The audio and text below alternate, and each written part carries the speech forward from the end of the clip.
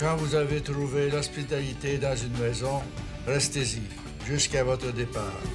J'ai l'impression que nos fonctionnaires, nos pouvoirs publics, en sont rendus à considérer les centres d'hébergement et de soins de longue durée comme des endroits où les gens viennent mourir. Êtes-vous heureux ici? C'est un peu embêtant de parler, dire quoi ce que c'est qu'on a à dire. Heureux? Oui. C'est pire que pire de la plus grosse des prisons. T'es heureux comme ça? Mon mari dit souvent qu'on va mourir. Pourquoi vivre? On vit pas, on existe, c'est tout. C'est ça. On existe et c'est tout.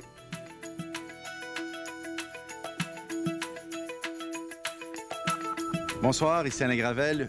Bienvenue en Jeu.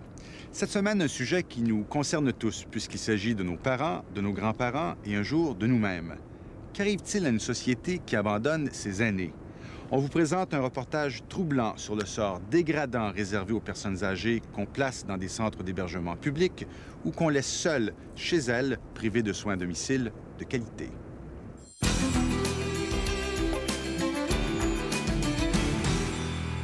Les choses étaient autrefois beaucoup plus simples pour les personnes âgées. C'était les familles qui s'en occupaient. Puis l'État les a remplacées. Mais avec les coupures budgétaires, les organismes communautaires prennent de plus en plus de place dans leur vie. Par exemple, les papates roulantes, comme celle-ci dans Saint-Michel à Montréal, qui servent à nos aînés des repas lorsqu'ils ne sont pas capables de se faire la cuisine. À l'origine, les organismes communautaires ne devaient servir qu'en dernier recours. Mais chez les plus démunis, leurs services sont devenus essentiels. Surtout pour les personnes âgées en perte d'autonomie qu'on a pourtant encouragées à demeurer chez elles, mais qu'on a depuis quasi abandonnées.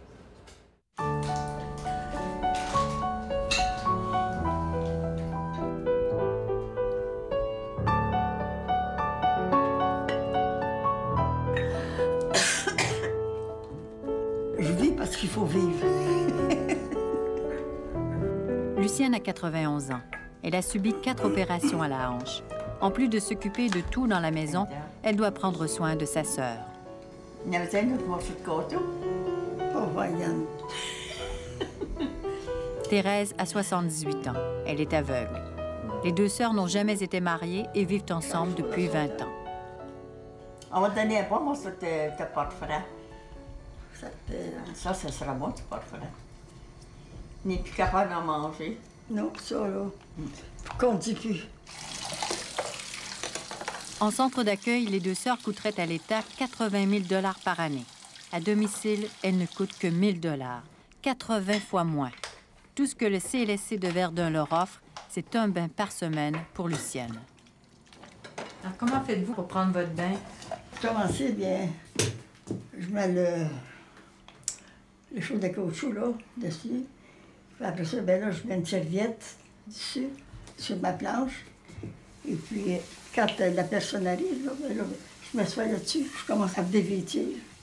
Même si elle souhaite rester à la maison, ce n'est pas facile de laisser le personnel du CLSC entrer dans son intimité. Ça m'humilie. Vous savez, je me dis que non. L'autre, elle m'a répondu, elle dit, c'est de la peau, là, comme ailleurs. J'ai dit oui, mais j'ai dit, quand on est habitué de faire ses affaires soi-même, de prendre notre bête seule, puis j'ai dit, arrivé une flambant nue devant une autre personne. J'ai dit, dites ce que vous voulez, c'est gênant. Ce qui n'aide pas, c'est que le personnel change souvent. Quand les auxiliaires du CLSC sont débordés ou malades, on envoie des gens d'une agence privée. On n'a pas toujours du monde trop aimable. Des fois, ils s'assisent là, puis ils nous regardent. Ben, je dis, quand ça a commencé à m'aider. C'était une, là, celle-là a été épouvantable. Pour commencer, là, après une des barbouillettes, elle commençait par les pieds. Ça faisait tout le corps. Elle finissait avec votre la visage. figure, toute la chose. Tes pieds, elle dit, tes pieds à toi, puis elle dit, on monte. J'ai dit non, pas ça. Il est question qu'il, des fois, il va envoyer un monsieur. Ça, je le refuse. Je dis, qui a envoyé un douze madame. Oui, mais tu savais, elle dit, on n'envoie pas n'importe qui. J'ai dit oui. Mais j'ai dit, mettez-vous à ma place. Je suis nue, flambant nue, devant le monde. J'ai dit, moi, je ne serais pas capable. L'été, là, ça en prendrait un bain de plus. Quand il fait chaud, là, ben, il ne viendra pas me donner son bain. C'est moi, je lave le dos puis les jambes. Elle lave la balance. Mais est-ce que vous avez demandé au CLSC d'avoir plus de bains? L'avez-vous demandé? Bien, je l'ai fait voir. Mais on n'a pas assez de personnes. C'est pas menaçant au niveau physique de prendre une bain plus qu'une fois par semaine, mais si tu es habitué à le faire, puis si tu veux sentir autonome, même si physiquement vous n'êtes pas, mais psychologiquement sentir autonome, vous voulez donc avoir votre bain à plus fréquente, mais nous, on n'est pas capable de l'offrir. Hein? Alors, est-ce que c'est dramatique? Ça dépend des yeux de qui? Ça dépend comment on sent par rapport à ça. Lucienne et Thérèse sont incapables de sortir seules, incapables d'aller chercher ne serait-ce qu'un litre de lait au coin de la rue. Elles sont totalement dépendantes de la générosité de leur voisin. C'est lui qui fait les courses et leur lessive. Il est clair que sans lui, les deux sœurs ne pourraient pas rester chez elles.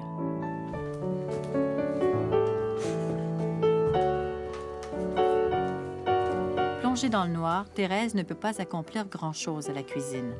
Tout repose sur les frêles épaules de Lucienne. Elle arrive tant bien que mal à préparer 3 repas par jour.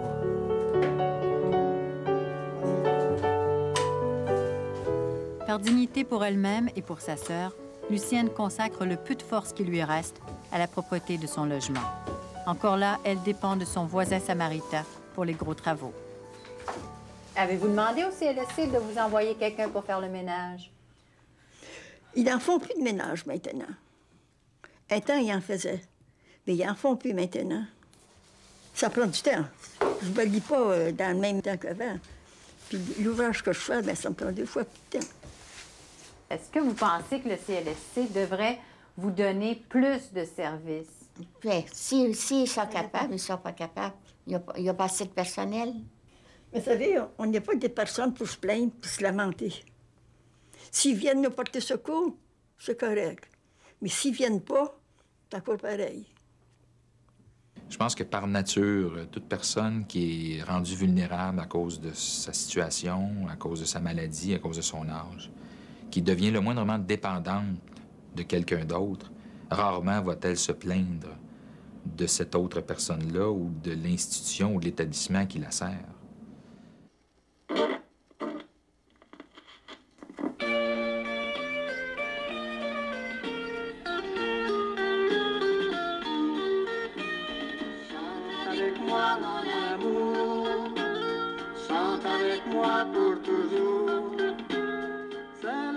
Est-ce que quand même vous vous sentez seule? Oh, presque, c'est plate. Alors, vous sortez pas? Vous sortez pas beaucoup? Presque pas. Quelquefois dans la vie, il y a des petits ennuis. Il ne faudrait... Est-ce que vous aimeriez ça, aller vivre en foyer, dans un foyer? Non, oh non. On a trop entendu parler des foyers. Puis on a vu nos propres yeux comment ça marchait. Ça ne veut pas dire qu'ils sont tous pareils, non. Mais pour entrer dans les foyers, c'est vous qu'est-ce qu'il faut être? Il faut être à l'heure de la mort. On n'est jamais assez malade pour entrer dans les foyers.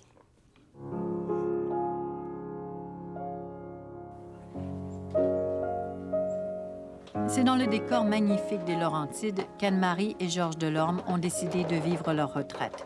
Ils ont tous les deux 67 ans.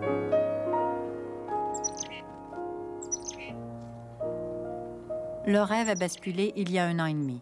Georges a fait un accident cérébrovasculaire qui l'a cloué à un fauteuil roulant. Il est paralysé du côté droit, puis il est aphasique. Il y a des fois, il nous parle, mais on ne comprend pas. Ça nous prend une demi-heure pour comprendre.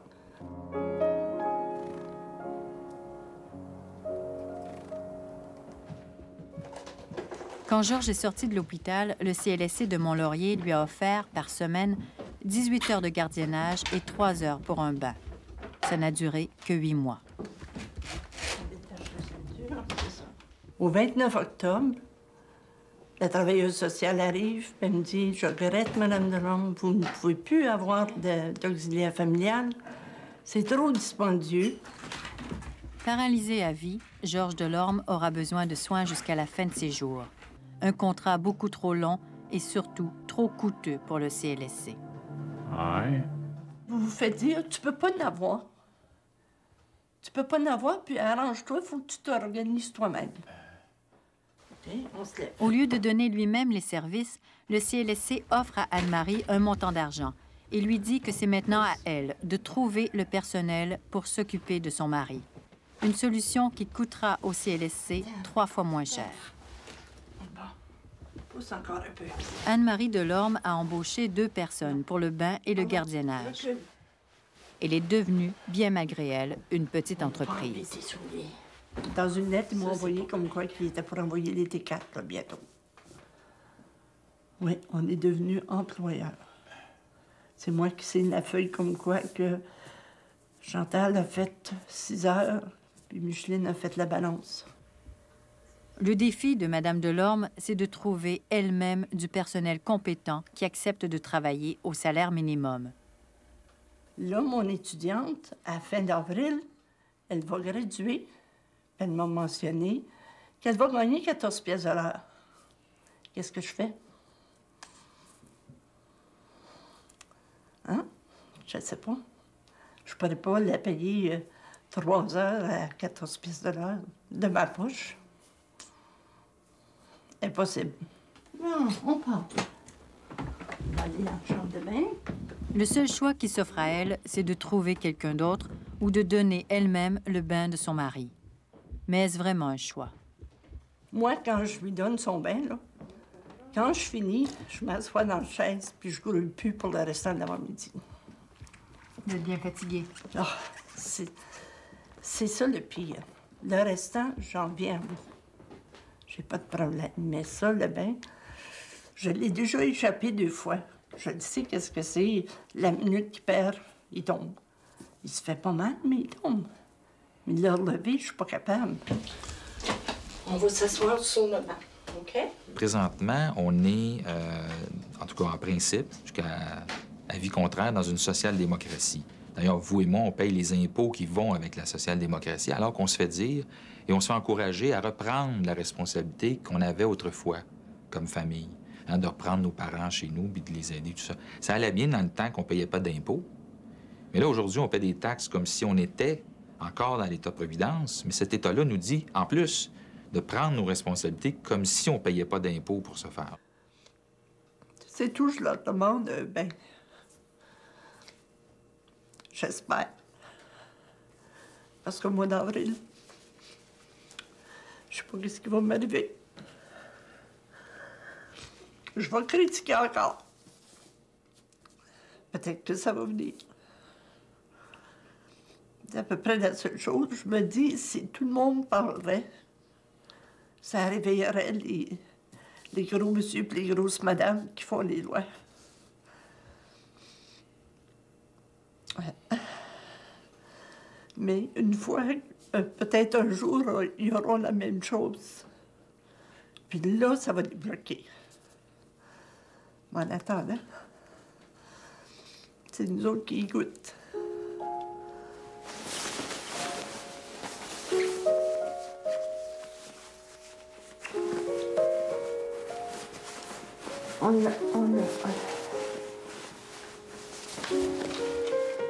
Les 5 enfants des Delorme habitent trop loin pour aider leurs parents quotidiennement.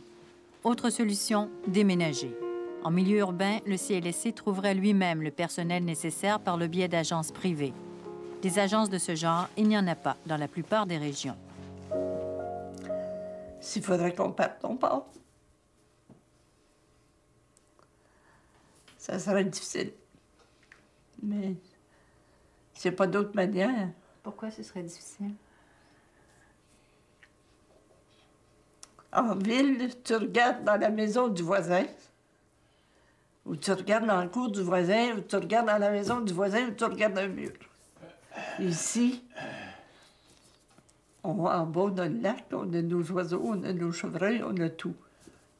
On n'a pas besoin d'autre chose.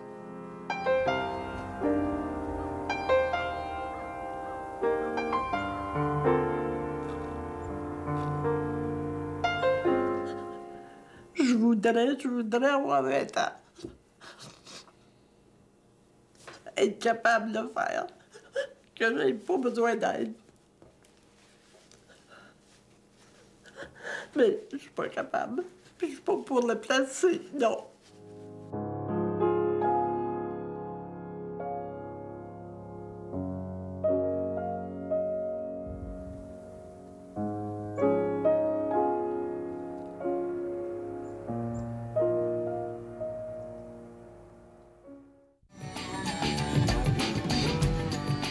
Pourquoi vous avez eu de la peine samedi? J'ai essayé de me faire à souper. Je pensais pas que c'est incapable. Jusqu'à où, nous, comme société, comme Québécois, qu'on veut supporter des gens qui sont plus vulnérables.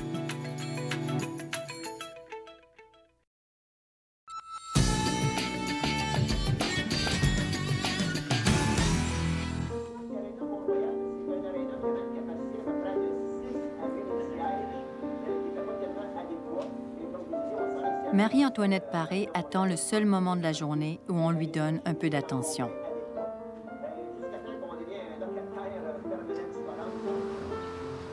Elle habite Notre-Dame-de-Grâce à Montréal.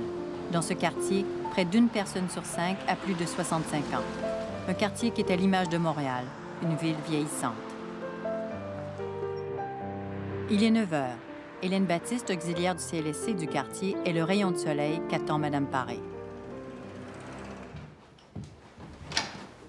Hi. Bonjour. Comment ça va? Mme Paré n'a pas eu d'enfant et ses neveux ont maintenant 75 ans. Elle ne peut compter sur personne. Malgré tout, à 97 ans, elle tient à rester chez elle. Avez-vous pris le jus d'orange? Je l'ai pris, mon jus d'orange. Oui. C'est correct. Vous n'avez pas de problème avec les genoux aujourd'hui? Non? Non? C'est correct? Les genoux, vous n'avez pas de problème avec le aujourd'hui? Non, c'est correct. OK. Attends-moi, on va le mettre dehors. Pour me lever. C'est pas fort. OK. Depuis 2 ans, une auxiliaire du CLSC vient 6 matins sur 7 pour lui donner un bain. Ce n'est pas un privilège, c'est qu'elle souffre parfois d'incontinence. OK, voilà. Prête encore pour la journée. Au Québec, plus de 200 000 personnes âgées, comme Mme Paré, reçoivent des soins à domicile des CLSC. Ah, c'est Suzanne, bonjour. Ça va bien? Oui, ça va très bien, madame. Entrez, entrez. OK. Madame Paré? L'infirmière, Suzanne Côté, ne vient qu'une fois par mois. Vous avez perdu votre appétit. C'est pas un grand appétit, c'est ça? Non. Je mange pas assez. Je mange pas assez. Mangez pas assez. Pourquoi vous mangez pas assez? Parce que j'ai perdu mon appétit. Samedi, j'ai essayé de faire cuire deux cuisses de poulet. Ouais. Ah, j'ai pas réussi. Pourquoi vous avez eu de la peine samedi? Parce que j'ai essayé de faire un souper. J'ai essayé de me faire un souper. Puis je pensais pas que c'est incapable que j'étais. Vous êtes plus capable de vous faire à Non, manger? Non. Puis ça me fatigue, puis ça me rend malade, c'est un peu. Je suis malade samedi soir. Mais là, vous avez demandé de l'aide au CLSC, puis est-ce qu'ils vont vous en donner? Je sais pas. C'est comme toutes les business. They need more money from the government, you know. C'est tout ce qu'on entend parler. Comme les écoles, you know, everybody around, les hôpitaux. So, yeah. Mais là, est-ce que vous mangez comme il faut? Non. Mange mal. Merci, madame. Tout va bien pour le déjeuner. Hélène lui prépare aussi un sandwich pour le dîner. Mais pour le souper, elle n'a souvent rien d'autre qu'un substitut de repas liquide. OK. Elle est seule. Ça, c'est le problème avec plusieurs des clients. Ils sont seuls, il n'y a personne de l'aider avec des choses et on ne mange pas bien. Ça, c'est le problème avec elle. C'est l'heure de souper. L'heure de souper qui me fatigue. L'heure de souper quand je suis obligée de me préparer quelque chose. Il y a 10 ans, le CLSC aurait envoyé une auxiliaire préparer le repas de Mme Paré. Aujourd'hui, on nous dit que tant qu'elle sera capable d'utiliser sa fourchette, elle ne recevra pas d'aide. Le CLSC réfère tous les gens comme elle à la Popote roulante, un organisme communautaire qui livre des repas à domicile. Very nice. Je regarde dans l'assiette qu'il m'apporte. Mise on wheels. Elle me met dans l'assiette, puis le lendemain, ça, je sais. Vous la jetiez aux poubelles? Pourquoi? Parce que j'aimais pas le goût. C'était tout all gooey. Faut pas de suite. Pour moi, j'ai perdu mon goût pour manger. On va préparer la liste pour la commission. On va appeler à Kelly à Provigo. Milk and orange juice. Du lait, OK. Chaque année, quelque chose est coupé. Chaque année, nous travaillons avec moins. Ça, c'est la réalité. C'est choquant. Oui. Oui. Et pour nous autres, parce que c'est nous qui voient les clients, c'est nous que les clients voient, pas les personnes au bureau, pas la régie régionale, c'est nous qui écoutons à tous les problèmes. Oui, elle a besoin de lait, de bois. Si Mme Paré était en centre d'accueil, l'État débourserait 40 000 $ annuellement pour elle. Et après ça, on va regarder vos médicaments. Il ne lui offre à domicile que 8 000 $ en soins, ce qui est insuffisant et ce qui oblige Marie-Antoinette à payer pour les services manquants, comme ses commissions, sa lessive et son ménage. C'est beau. C'est beau, beau, c'est clair, clair. C'est pas ça qu'on nous a dit quand on a fait le virage. On nous a dit qu'on aurait les soins parce que ça coûte moins cher de vous soigner à domicile que de vous garder en centre d'accueil. Tous les ministres qui étaient ministres de Santé, à chaque année, quand ils sortent leur discours, ils disent, entre autres, on va trouver tous les moyens de vous aider à rester chez vous. On va ajouter 40 millions par année pendant les 5 prochaines années. Ce ne sont pas 40, mais plutôt 20 millions de $ en moyenne qu'on ajoute au budget des CLSC chaque année depuis 10 ans. Résultat, le Québec se situe au 9e rang parmi les provinces canadiennes pour son financement par capita. Nous arrivons au même niveau que l'île du Prince-Édouard et le Yukon. Le connaissez-vous, la petite jaune? Non. Votre pilule pour le cœur. Je ne connais pas. OK, c'est votre pilule pour Je le connais cœur, pas, ça? puis je ne vois pas les numéros maintenant. Jusqu'à où, nous, comme société, comme Québécois, qu'on veut supporter des gens qui sont plus vulnérables. De faire les services dans la communauté en arrière des portes versus de gérer la crise des urgences, de construire des nouveaux super-hôpitaux avec des milliards qui viennent avec. Hein? Tu coupes pas le ruban devant la porte d'une vieille madame. Hein? Pas fancy, ça.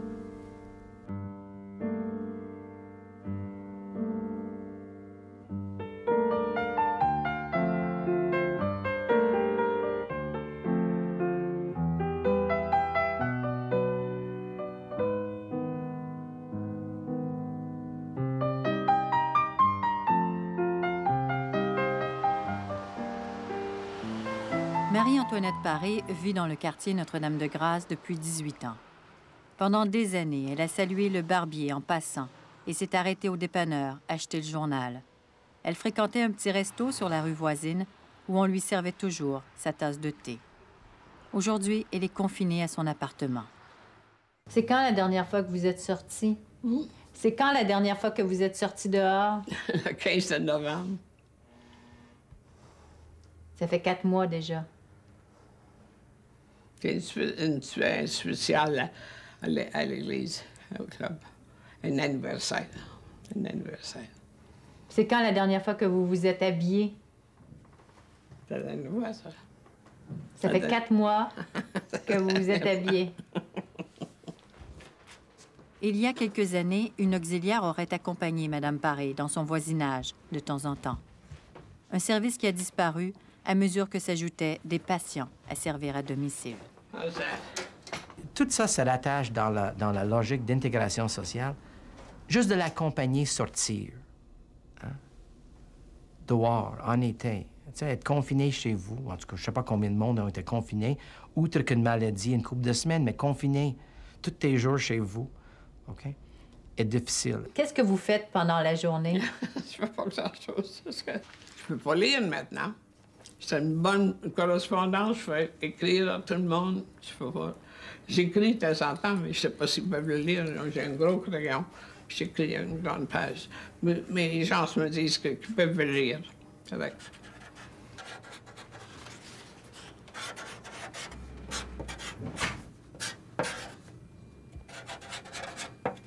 J'ai de la peine que mes gens étaient tous plus vieux que moi. Mes frères et mes sœurs. Surtout mes frères. Mes frères étaient bien bons pour moi. Je les manque.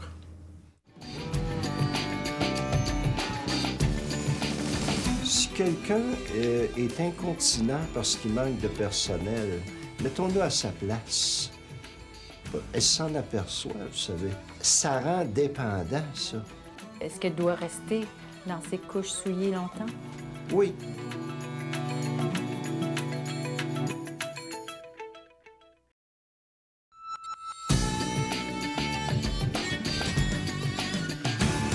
L'État-providence leur avait fait beaucoup de promesses. Mais on n'avait pas prévu qu'en l'an 2000, il y aurait aussi 2 vitesses dans les services aux personnes âgées. La première, celle des riches qui vivent dans des centres d'hébergement privés, luxueux, comme ici au manoir Pierrefonds.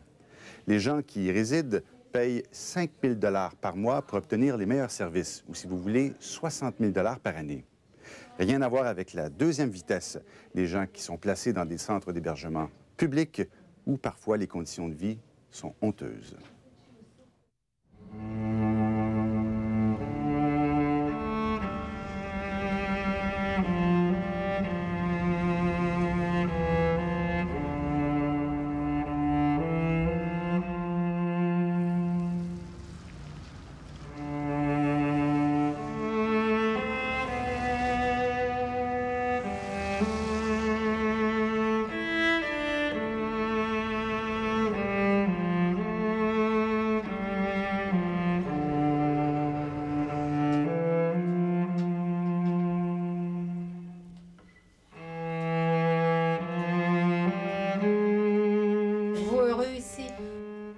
Embêtant de parler, dire quoi ce que c'est qu'on a à dire. Bien, vous devez me poser une question qui était un peu... Il fallait rester à quelque part. Hélène Poulain a 88 ans. Son mari, Benoît, en a 93. Ils ont 5 enfants. M. Poulain a été agriculteur, bûcheron, menuisier, l'homme des 1000 métiers, disait-on au village. Il n'avait jamais eu le temps de s'ennuyer avant d'arriver ici, au foyer Saint-Georges. Maintenant, ils n'ont plus qu'une chose à faire, tuer le temps. Ah, ce qu'on veut dire, là, on est mieux de pas le dire. Pourquoi? Que ça peut nous faire tort. Non, ça, on s'est déjà plaint, puis ça n'a pas été mieux. Ça fait qu'on endure. Il leur disait encore, quand vous avez trouvé l'hospitalité dans une maison, restez-y jusqu'à votre départ. Toutes ces personnes sont restées dans leur maison aussi longtemps qu'elles ont pu. Plusieurs ont récité des chapelets pour ne pas connaître l'hébergement. Seulement 20 des personnes admises dans un centre d'accueil sont capables de marcher. Plusieurs d'entre elles ne marchent plus 6 mois plus tard, parce que le personnel n'a pas le temps de maintenir leur capacité motrice.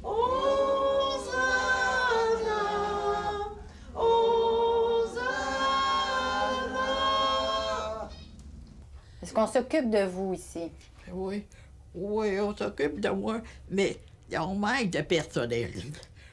Ça court, et ça va vite, ça va vite. Ça va trop vite pour une personne âgée. Ils donnent mon bain, ils nous changent de chaise, ils me mettent sur une autre chaise, et puis ils arrêtent au bain. Et puis ils me ramènent ici, là. Après ça, ils jettent sur mon lit, puis ils m'habillent tout seul. Les dames qui sont ici, qu'est-ce que ce serait d'avoir 4-5 minutes pour qu'une infirmière ou une préposée lui dise, bien, on va vous mettre belle ce matin, simplement faire la coiffure, arranger les cheveux un peu. Bien, c'est un rayon de soleil dans la vie de cette personne-là. C'est un mouvement dans sa vie, c'est un mouvement d'affection. Mais ils n'ont même pas le temps de faire ça. Alors, vite, il faut vous lever, il faut vous amener au déjeuner. Si on ne réussit pas à vous lever, vous n'aurez pas de déjeuner, vous allez passer tout en vitesse. Alors, Tout est rendu, là, mécanique, automatique. On n'a pas de temps. Oubliez les petits plaisirs et la qualité de vie. On n'arrive même pas à répondre aux besoins les plus primaires. Marie-Marthe, leur fille, s'indigne de voir sa mère perdre ses capacités avant le temps. Ma mère, elle est bien lucide, puis elle ne serait pas incontinente. Mais elle est obligée de porter une culotte jetable, sauf pour les intestins, parce qu'ils n'ont pas le temps d'amener la toilette le jour. Louis-Réal Bégin désapprouve ce traitement dégradant, même pour les patients confus. Sa mère souffre d'Alzheimer. Si quelqu'un est incontinent parce qu'il manque de personnel, mettons-nous à sa place. Elle s'en aperçoit, vous savez. Je suis sûr là, qu'elle comprend ce dont je suis en train de parler. Hein? Mettons-nous à sa place. Ça rend dépendant, ça. Vous savez que est obligé d'attendre après les autres pour se lever. Est-ce qu'elle doit rester dans ses couches souillées longtemps? Ben, tant que le personnel n'est pas arrivé ici dans sa chambre. Ça peut prendre du temps. Oui. Quand la sieste finit à 2 heures de l'après-midi, on a connaissance qu'elle est levée à 3h30, bien, ça fait quand même 1h30.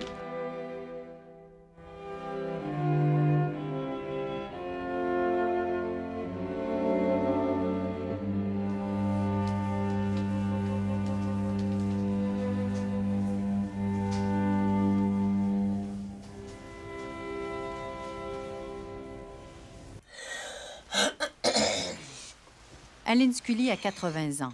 Elle a dû renoncer aux longues promenades avec ses 3 enfants quand ils viennent. Ses jambes la font trop souffrir. Malgré la douleur, elle veut continuer à marcher le plus longtemps possible. Madame Scully, je vais mettre vos bas. Moi, je porte des gros bas médicaux les plus épais sur le marché. Là, je me couche vers 8 heures, des fois, là. 8 heures à peu près, ça, de ce temps-ci. Et ça va à 3 heures à peu près le lendemain avant que je puisse me lever, que mon bain soit donné, là, après le dîner. Puis qu'ils mettent mes bas, parce qu'ils n'ont pas assez de temps pour mettre mes bas. Le spécialiste me dit de marcher. Il faudrait que je marcherais avant midi. C'est très important, parce qu'il faut arrêter de marcher, sinon, si je continue comme ça, là. Seulement 20 des personnes admises dans un centre d'accueil sont capables de marcher. Plusieurs d'entre elles ne marchent plus 6 mois plus tard, parce que le personnel n'a pas le temps de maintenir leur capacité motrice. Et le plus dur, c'est d'avoir une petite chambre comme ça. Quand on a peiné toute une vie, là, c'est dur. On mériterait d'avoir une chambre plus grande. Ça me fait de la peine de ne pas pouvoir recevoir mes enfants dans ma chambre. Aline Scully a vécu toute sa vie dans une grande maison où il y a toujours eu de la place pour son piano. Aujourd'hui, elle a une des plus petites chambres. C'est le fait que j'ai pas de table de nuit, c'est très dur. Quand je veux lire, bien, la lampe est par terre. La lampe, qu'est-ce que vous faites? Vous la mettez à côté de vous? Vous la tenez d'une main? Non, non, je suis pas capable. J'ai pas la force de faire ça.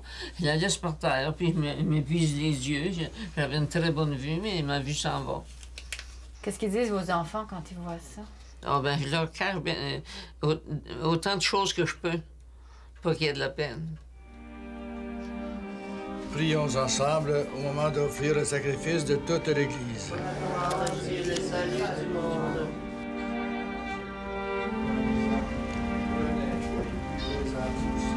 Car ceci est la goutte de... Et moi, je referai. C'est bon. Ça va vous préparer pour dîner? Oui. Oui. Merci. Mariette Roy est infirmière auxiliaire depuis 27 ans au foyer Saint-Georges. Chaque jour, elle est complètement débordée. Moi, j'arrive à 8 heures du matin. J'ai 4 toilettes à faire. J'ai des médicaments à préparer, des traitements à faire à 9 heures. Puis tout s'enchaîne, là. On n'a pas beaucoup de temps à accorder. On ouvre la bouche, on mange des pommes. Bon, c'est beau. On savait que la clientèle irait en s'alourdissant. On a vu venir un peu la régie. Mais ils ont compté sur le fait qu'on serait capable de fonctionner avec une clientèle plus lourde, dans des budgets plus restreints. C'était irréaliste au point de départ. Avez-vous votre petite gorgée d'eau? Ça vient? Non. Pas bien. Ben non, j'en ai pas. Ils sont petits pauvres un peu. Oui, c'est vrai. À tantôt. Quand j'ai commencé ici, les gens étaient autonomes. C'était des exceptions qui étaient en chaise roulante et en marchette. À présent, c'est ça. Les exceptions, ils marchent. Avant, il y avait très peu de médication aussi. Les gens, ils faisaient leurs soins. On les guidait, on les surveillait. C'était plus de l'accompagnement. Tandis qu'aujourd'hui, ben c'est faut faire tout pour eux autres. Avez-vous le temps de leur parler? Bien, on en manque un peu de temps. On aimerait beaucoup avoir plus de temps, là, mais c'est sûr qu'on en manque pour leur parler. Bonjour, M. Quirion. On va manger des pommes. Non, ils sont en compote. Tiens.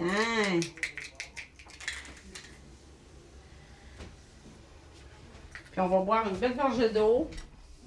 Ça va vous donner de la bonne eau froide. La visite de Mariette chez M. Quirion ne dura que 33 secondes. C'est l'heure du dîner, ça sera pas long. Bonjour. Ça faisait un mois qu'il était à l'hôpital. Il voulait plus rester là. Il disait qu'il était plus sa place, là. Fait que changement de place, il a eu l'air à aimer ça. Mais là, il aime plus ça rester ici. Hein. Pourquoi? Pourquoi vous aimez pas ça ici? Oh, ils sont trop fiers un peu. Dites-le, c'est parce que la porte, là. Ah, la porte est tout le temps barrée à la journée. On vous enferme. Oui. Ça fait 5-6 jours qu'on me fait ça. Pourquoi on vous enferme? Pas comme en autre nous. Quand il n'y a personne ici, t'es tout seul à la journée. Vous êtes tout seul toute la journée? C'est drôle. On t'a parlé comme dans une prison. C'est comme une prison. Vous n'êtes pas heureux ici? Oh, non.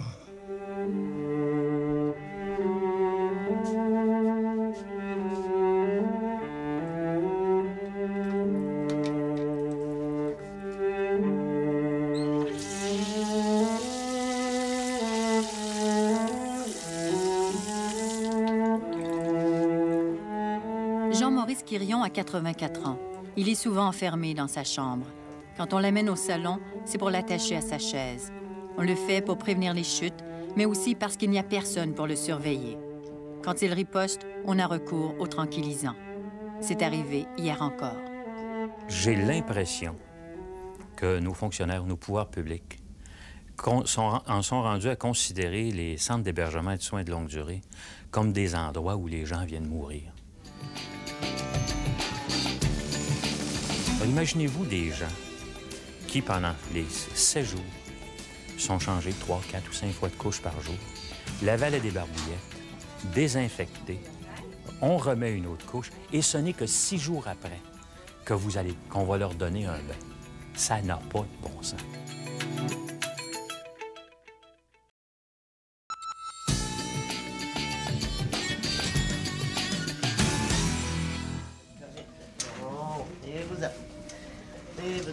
Pour les nouveaux arrivants, la durée de vie moyenne dans un centre d'accueil est de 18 mois. On y meurt, entre autres, d'ennui. Au foyer Saint-Georges, presque tous les loisirs ont été coupés.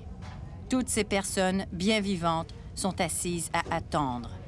Mais il n'y a rien. Entre le dîner et le souper, il n'y a rien. Il n'y a que l'ennui. Monsieur Gauthier, est-ce que vous êtes heureux ici? Heureux? Oui. C'est pire que la plus grosse des prisons. C'est heureux comme ça. Qu'est-ce que vous aimez pas? Tout. J'aime pas la nourriture, j'aime pas rien. J'aime rien, c'est... Et quand même rien, ça fait 3 ans que je sais. Léonel Gauthier a 80 ans. Lorsqu'il a compris que son épouse, Gabrielle, n'était plus capable de s'occuper de lui à la maison, il a accepté de partir. Je pense qu'on n'a pas assez pensé à nos vieux. Je pense que c'est ça. Tu sais, réellement, là, dans le fond de mon cœur, je me dis, on a commencé à faire des maisons que les vieux s'en allaient là par plaisir. Le monsieur, la madame disaient, il va falloir finir nos jours là, on va être bien, on va être ensemble. Mais soudainement, c'est devenu... Ces gens-là ils sont plus dans ces places-ci. C'est des soins cochons. Ils sont dans des foyers modernes, comme le Jasmin, ou etc., ici à Saint-Georges. Puis, ils sont bien, là. Parce qu'ils ont encore une certaine autonomie, ils sont encore capables de se manœuvrer seuls. Et puis, ils sont presque comme dans un hôtel à tous les jours, parce qu'ils n'ont pas des gros besoins. Mais eux autres, ils ont des grands besoins. Puis là, ça s'arrête. On dirait que rendu là, il n'y a plus de système. Ils vont aller mourir là, puis ils vont peut-être mourir plus vite qu'on pense, tu sais.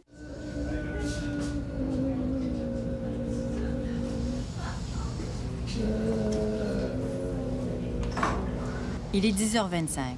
Les résidents commencent à s'entasser à la porte de la salle à manger pour le dîner. Ils attendront là pendant 1 heure. C'est le temps qu'il faut aux 4 auxiliaires de service pour descendre tout le monde. Il n'y a qu'un ascenseur. Sur les 52 résidents, une vingtaine seulement est encore capable de manger seule. Pendant ce temps, aux étages, c'est la course pour faire manger les autres. Bonjour, Madame Thibodeau. Viens vous faire manger. C'est l'heure de dîner. Tiens, on va remonter la tête. Avez-vous faim? Avez-vous faim, Madame Thibodeau? Si j'ai faim. Oui? Oui, j'ai faim. Oui, ça va être bon. Comme on le fait pour d'autres, on a réduit le repas de Marie-Louise Thibodeau, 81 ans, en purée, parce qu'on n'a pas le temps de la laisser mastiquer. Ça prendrait au moins 20 minutes, mais la préposée n'a que 4 minutes pour la faire manger. Et puis, il faudrait que quelqu'un trouve le temps de laver son dentier. Un des derniers plaisirs de la vie, celui de manger, est ainsi bafoué. Puis, c'est bon, Mehdi? Là, il est désalé, là.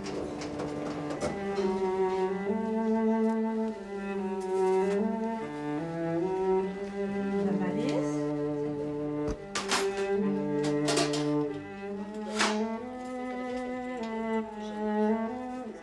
La valise? On se réveille. On va mettre vos lunettes. Quand des gens vont décider de prendre un recours collectif pour avoir les soins auxquels leurs parents et leurs amis ont droit, ça va être le temps de réagir. On est rendu à penser à ça, puis il y a des gens qui ont commencé à y penser. Moi, ça m'inquiète. Je me dis, bon Dieu, cette situation-là s'est détériorée. Elle est connue depuis 2 ans, 3 ans, 4 ans de notre régie. Il n'y a rien qui s'est passé. Déjà, le Conseil pour la protection des malades a porté plainte à la Commission des droits de la personne. Pour le Conseil, donner un seul bain par semaine est inacceptable. C'est pourtant ce qui se passe dans des centres d'hébergement. Nos gens ne peuvent leur donner des bains qu'une fois par semaine. Alors imaginez-vous des gens qui, pendant les 7 jours, sont changés 3, 4 ou 5 fois de couche par jour, lavent des barbouillettes, désinfectés, on remet une autre couche, et ce n'est que 6 jours après qu'on va leur donner un bain. Ça n'a pas de bon sens. Cette pratique est courante au Québec. 3 centres d'accueil sur 4 n'ont pas le personnel suffisant pour donner plus d'un bain par semaine. C'est moins important d'être lavé, c'est moins important d'être habillé, c'est moins important d'être nourri, c'est moins important d'être transporté. Alors, il y a des choses un peu subtiles qui ne sont pas nécessairement faites de mauvaise foi, j'en conviens, mais qui mènent à quelque chose d'extrêmement extrêmement tragique, parce qu'il y va de la vie ou de la basculade entre ce que s'appelle encore la vie de quelqu'un ou sa mort.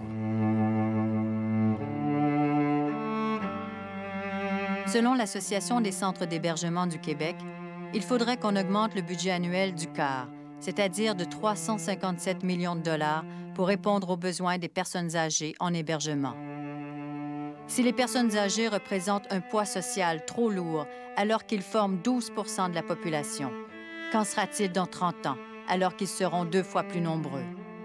Quand on voit ces visages sans sourire, ces femmes et ces hommes atteints dans leur dignité, il est difficile de ne pas voir sa propre image, de ne pas voir ce qui nous attend. Je pense qu'on va être obligé, à un moment donné, d'avoir l'honnêteté et l'intégrité intellectuelle pour dire c'est plus vrai qu'on peut offrir tout ça aux Québécois et aux Québécoises.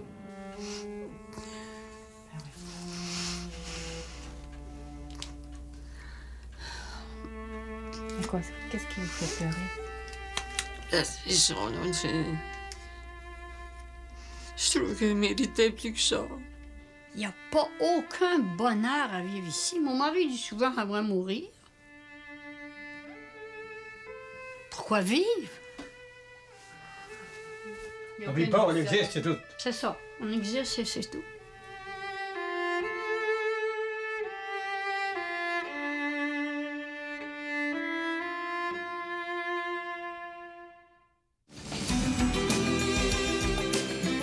J'ai quelque chose là entre les jambes qui est pas à moi. Je veux dire, toute ma vie, là, j'ai vécu avec ça, là, puis pour moi, là, c'est là, mais c'était une grosse erreur de la nature que j'ai, là.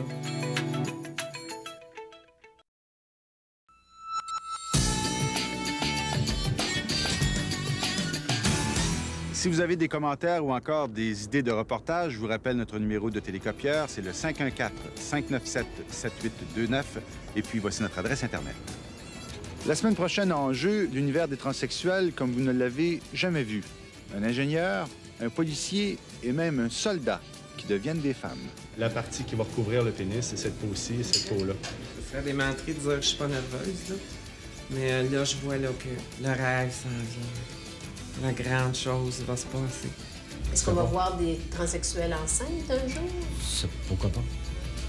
Ça serait possible. Enfin, je vais être moi. Je vais arrêter de jouer un jeu. Ça va être fini. Merci d'avoir été là. Au revoir et à très bientôt.